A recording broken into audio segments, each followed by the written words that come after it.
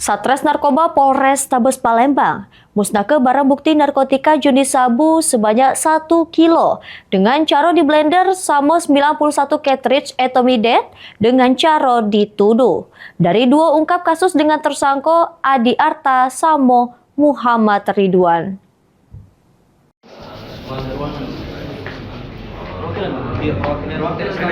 Satres Narkoba Polrestabes Palembang ngelakukan pemusnahan barang bukti narkotika jenis sabu sama narkotika jenis etomidet. Barang bukti tersebut dari 2 ungkap kasus.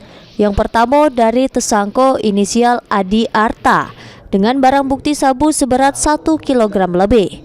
Sesudah itu dari tersangka inisial Muhammad Ridwan dengan barang bukti 91 cartridge berisi cairan etomidet.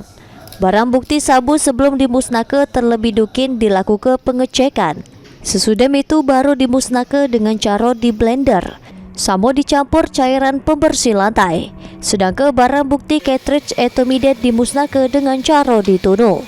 Kanit Unit 2 Satres Narkoba Polrestabes Palembang, Ibtu Alvin Adam Siahaan, ngatoke pemusnahan barang bukti narkotika ini bertujuan untuk mencegah penyalahgunaan sama untuk memastikan barang haram tersebut tidak disalahgunakan oleh wong yang tidak bertanggung jawab.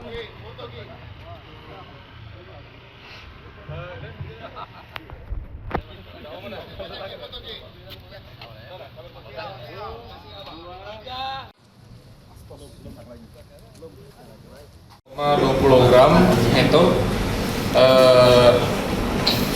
dan 90 buah jenis cartridge etomidet. Jaringan mana nih kedua-duanya nih? Untuk jaringan yang narkotika jenis sabu ini adalah jaringan internasional dari kita, dan dari etomidet ini begitu pula masih kami dalami, kemungkinan besar jaringan Malaysia. Heru Wahyudi, PAL TV.